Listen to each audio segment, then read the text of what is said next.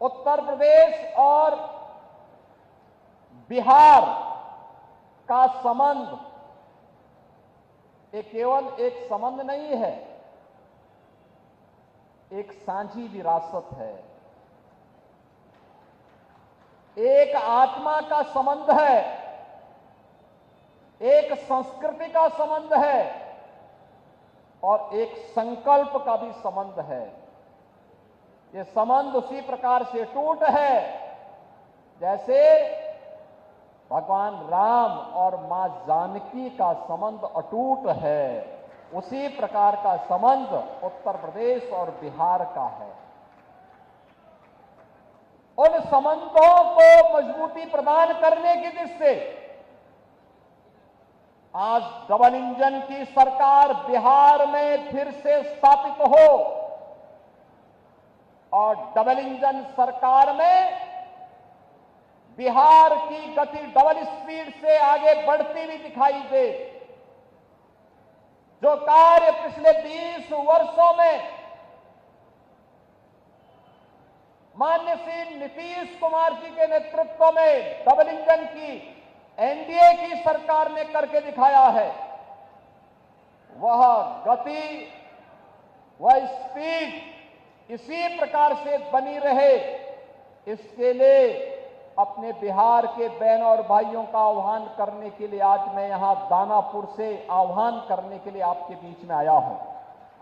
बहनों और भाइयों, कौन नहीं जानता है 1990 से 2005 तक बिहार का जंगल राज और परिवारवाद आपने देखा होगा। कौन वे लोग थे जिन्होंने बिहार की ज्ञान भूमि को, बिहार की इस आध्यात्मिक ज्ञान भूमि को परिवारवाद और अपराध की भूमि बना करके यहां के हमारे नौजवानों के सामने पहचान का संकट खड़ा कर दिया था। यहां विकास के नाम पर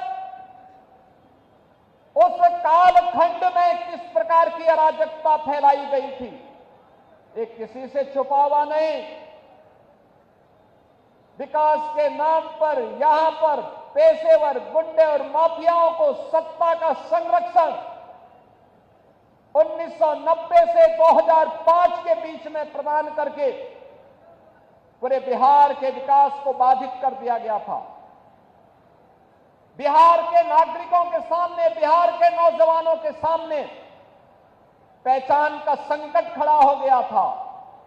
हर वह व्यक्ति बिहार से प्लान कर रहा था जिसके मन में एक भाव था बिहार के बारे में कुछ करने की, बिहार को आगे बढ़ाने की और बिहार की अपनी उस परंपरा को जिसने कभी भारत को नेतृत्व दिया था, भारत के स्वर्ण युग को लाने का अवसर जिस बिहार ने दिया था, अपने पूर्वजों की स्थापना को पुनर्स्थापित करने का जो जज्बा था, उस जज्बे को उस कालखंड में किस प्रकार से रौंदने का काम हुआ था, यह किसी से छुपा हुआ नहीं। और इसीलिए पिछले 20 वर्ष में बिहार को उस कलंक से मुक्त करने का काम एनडीए की सरकार ने जिस प्रभावी ढंग से किया है, आज डबल इंजन की ये भारतीय जनता पार्टी एनडीए की सरकार बिहार के अंदर उसको और प्रभावी ढंग से आगे बढ़ाने के लिए इस चुनाव में फिर से बिहार वासियों का आह्वान करने के लिए आई है। बहनों और भाइयों, अब बिहार में यहां के विकास को कोई बाधित नहीं कर सकता। यहां अपराध को कोई अपना जन्मसिद्ध अधिकार नहीं बना सकता। अब बिहार में अपराध को अपनी पपौती बना करके अपहरण का उद्योग चलाने का दुस्साहस नहीं कर सकता।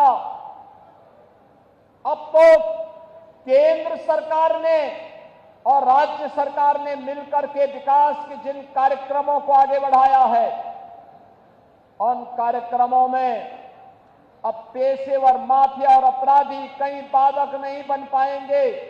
इस दृष्टि से आज एनडीए की सरकार ने बिहार के अंदर भी प्रभावी भूमिका के साथ कार्य करना प्रारंभ किया है।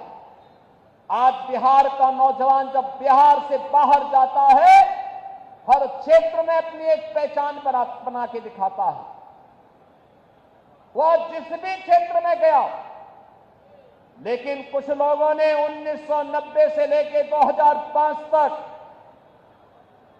बिहार के नौजवानों की प्रतिभा को कुंद करने का काम किया था। बिहार के सामने पहचान का संकट खड़ा किया था और बिहार इसकी दंश को लंबे समय तक झेलने के लिए मजबूर हुआ था। एक से एक बड़े घोटाले यहां पर हुए थे। जो पैसा यहां के विकास में खर्च होता, नौजवानों के रोजगार पे खर्च होता, बाढ़ जैसी समस्याओं का समाधान करने के लिए, दियारा के ब्रिजेज के निर्माण के लिए, अमृत योजना में जनता को नगरीय क्षेत्र में बुनियादी सुविधा देने के लिए, हर घर नल के माध्यम से शुद्ध पेयजल की आपूर्ति करने में खर्च होता, वह पैसा यहां पर चारा घोटाले जैसे महा घोटालों में खर्च होकर के बिहार के नागरिकों के सामने पहचान के संकट को खड़ा कर दिया गया था। अब वह पहचान का संकट एनडीए की सरकार ने बिहार से समाप्त किया है। आज बिहार का नौजवान हर एक क्षेत्र में अपनी पहचान के साथ आगे बढ़ रहा है। आज बिहार में आधुनिक इंफ्रास्ट्रक्चर दिखाई दे रहा है। अब बिहार में विकास की इस दौड़ में बिहार की इस नई प्रतिस्पर्धा को बाधित करने के लिए फिर से आरजेडी और कांग्रेस में और उनके सहयोगी दलों में, इंडी गठबंधन में फिर से एक उन्होंने शरारत शुरू की है और वह शरारत शुरू की है विकास बनाम बुरके का। जब भी बिहार विकास के बारे में चर्चा कर रहा है, जब बिहार के नौजवानों के मुंह पे विकास की चर्चा है, जब विकास की प्रतिभा को लेकर के बिहार का नौजवान आगे बढ़ना चाहता है, तब यहां पर बुरके को लेकर के कांग्रेस ने, आरजेडी ने नई बहस को आगे बढ़ाने का कुत्सित प्रयास किया है। आप मुझे बताइए, क्या इनको फर्जी पोलिंग करने का अधिकार दिया जाना चाहिए? क्या यहां पर विदेशी घुसपैठियों को आकर के बिहार के गरीबों का, बिहार के दलितों का, बिहार के नागरिकों के अधिकार पर क्या उन्हें डकैती डालने की छूट देनी चाहिए? बहनों और भाइयों, आरजेडी और कांग्रेस फर्जी पोलिंग करवाने की इस अपनी कुत्सित चेष्टा को और जो एक पारदर्शी और स्वच्छ चुनाव प्रक्रिया के तहत हर मतदाता को अपनी पहचान देनी है और पहचान पत्र दिखा करके ही वह मतदान में भागीदार बन सकता है। जब इसको आगे बढ़ाने की कार्रवाई के साथ एनडीए की सरकार उसका समर्थन कर रही है, एनडीए के सभी दल उसका समर्थन कर रहे हैं, लेकिन कांग्रेस, आरजेडी और उनके सहयोगी दल कहते हैं नहीं, फर्जी पोलिंग होनी चाहिए। ये तो बिहार के लोगों के हकों पर डकैती करने जैसा है, डकैती डालने जैसा है। ये लोकतंत्र के लिए एक चुनौती है और यही कहने के लिए आज मैं आपसे कहने के लिए आया हूं कि बहनों और भाइयों, बिहार के नागरिकों को, बिहार के नौजवानों को, बिहार के दलितों को, बिहार के वंचितों को, बिहार के नागरिकों को उनके अधिकार से मजबूती के साथ, उस अधिकार में किसी को भी डकैती डालने का अवसर नहीं मिलना चाहिए। यह दिखाने के लिए आज जब चुनाव आयोग मजबूती के साथ आगे बढ़ा है, तब ये लोग दुष्प्रचार का सहारा ले रहे हैं। आप मुझे बताइए, आप दुनिया के अंदर कहीं जाएंगे, आपको अपनी पहचान दिखानी पड़ती है ना। आप कहीं जाते हैं तो आपको उस देश में या वहां पर जाते हैं तो वहां पर आप जाते हैं तो जाकर के आप अपनी पहचान दिखाते हैं, अपनी चेहरा दिखाते हैं। लेकिन ये लोग चाहते हैं कि बिना चेहरा देखे, बिना पहचान पत्र देखे जिसकी मर्जी आए वो वोट डाल दे। और इसीलिए तो ये चाहते हैं कि ईवीएम मशीन न रहे। ये चाहते हैं जैसे पहले मतदाता पत्रों की चोरी करके, जबरदस्ती छिनैती करके, डकैती डाल करके ये लोग जबरदस्ती मतदान करके एक गरीब के हक पर डकैती डालते थे। आज भी आरजेडी कांग्रेस उसी अपने कालखंड की ओर ले जाने का कुत्सित प्रयास कर रही है। उन स्थितियों में हर मतदाता को जागरूक होकर करें, मतदान करने के लिए अपने आप को तैयार होने के लिए आगे आना होगा। बहनों और भाइयों,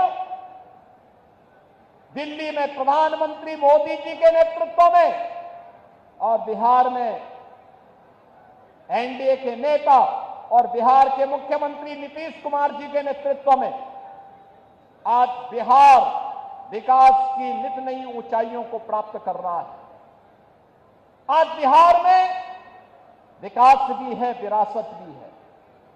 जो लोग कहते थे कि अयोध्या में राम मंदिर नहीं बन पाएगा, आज आप देख रहे होंगे जब बिहार का राम भक्त बिहार से जाता था नारा लगाते हुए, कहते हुए जाता था कि रामलला हम आएंगे, मंदिर वहीं बनाएंगे, तब एक कांग्रेस और आरजेडी के लोग कहते थे क्या ये संभव कर पाएंगे क्या? प्रश्न करते थे। बिहार के चुनाव में हम लोग आते थे, हमसे पूछा जाता था क्या राम मंदिर बन पाएगा? हम कहते थे जरूर बनेगा। तब भी हम कहते थे जरूर बनेगा। और बहनों और भाइयों, आज अयोध्या में तो भगवान राम का भव्य मंदिर का निर्माण कार्य पूरा हो चुका है, रामलला विराजमान हो चुके हैं। लेकिन अब बिहार में भी मां जानकी का मंदिर बन रहा है। लगभग 900 करोड़ रुपए की लागत से बिहार में भी वह कार्य प्रारंभ हो गया है। यही है विरासत, यही है विरासत, यही है हमारी विरासत। हम राम, भगवान राम और मां जानकी की इस परंपरा पर भी गौरव की अनुभूति करते हैं। हमें चंद्रगुप्त मौर्य, भगवान बुद्ध और चाणक्य की परंपरा पर भी गौरव की अनुभूति होती है। यह बिहार की वो भूमि है जब कांग्रेस ने लोकतंत्र के गले को घोंटने का काम किया था, तब यही बिहार उठ खड़ा हुआ था। यहां का नौजवान खड़ा हो गया था। सरदेव जयप्रकाश जी के नेतृत्व में यही पटना में उन्होंने हुंकार भरी थी और कहा था कि देश के लोकतंत्र का गला घोंटने का अधिकार किसी को भी नहीं देंगे। लेकिन आज जो कांग्रेस लोकतंत्र का गला घोंटने का काम की थी, उसी कांग्रेस की झोली में आरजेडी ने अपने को गिरवी करके रख दिया है। ये जेपी के सपनों पर पानी फेरने का काम ये लोग कर रहे हैं। अपने लूट को बचाने के लिए, अपने भ्रष्टाचार पर पर्दा डालने के लिए ये लोग कांग्रेस की झोली में जाने का काम किए हैं।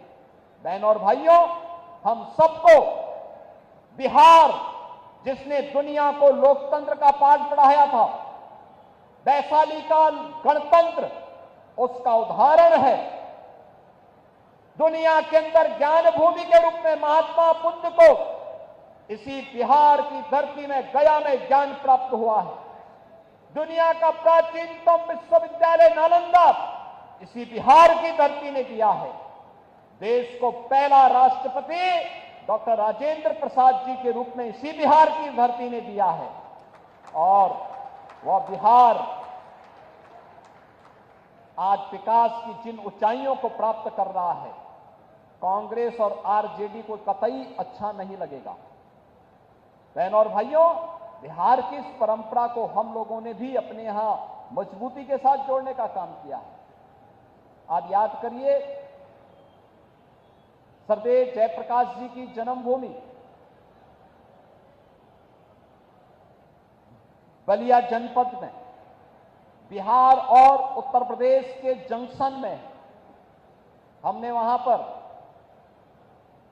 1977 में सरदेव जयप्रकाश जी ने उत्तर प्रदेश सरकार को लिखा था कि वहां के चिकित्सालय का नामकरण अगर हो सके तो उनकी धर्मपत्नी के नाम पर करवा देना। लेकिन समाजवादी पार्टी ने उत्तर प्रदेश के अंदर नहीं किया, कांग्रेस ने नहीं किया। लेकिन जब उत्तर प्रदेश में हमारी सरकार आई, उत्तर प्रदेश में डबल इंजन की भाजपा की सरकार आई, हमने सबसे पहला काम किया, जयप्रकाश जी की जन्मभूमि में बने हुए चिकित्सालय को भव्य स्वरूप देकर के उनकी धर्मपत्नी के नाम पर उस चिकित्सालय का नामकरण किया है। उनकी जन्मभूमि को बेहतरीन कनेक्टिविटी के साथ जोड़ा है।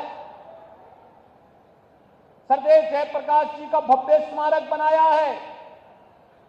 हमें प्रयागराज की धरती पर पहला यानी उत्तर प्रदेश का नेशनल लॉ यूनिवर्सिटी बनानी थी। लोगों ने कहा किस नाम से बनेगा? मैंने कहा देश के पहले राष्ट्रपति डॉक्टर राजेंद्र प्रसाद जी के नाम पर बनेगा।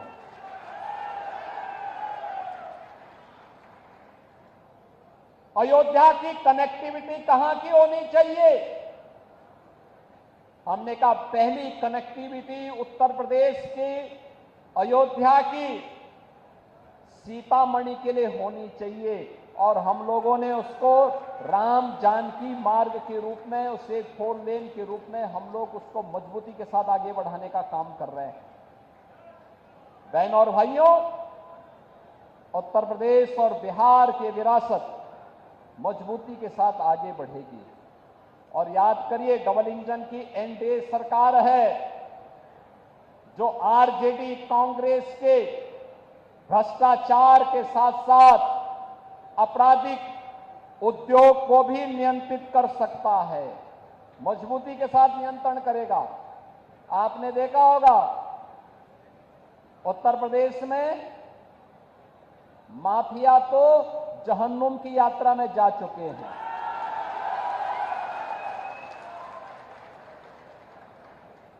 उत्तर प्रदेश में बड़े बड़े जो दुर्दांत अपराधी पहले अपने आप को छाती ठोक करके अपहरण उद्योग में लिप्त थे, आरजेडी के ही पार्टनर वहां पर भी इस अराजकता को फैलाते थे। आज उनकी क्या दुर्गति हो रही है। और हम लोगों ने तो इनकी प्रॉपर्टी को भी जब्त करके गरीबों के लिए आवास बनाने प्रारंभ कर दिए।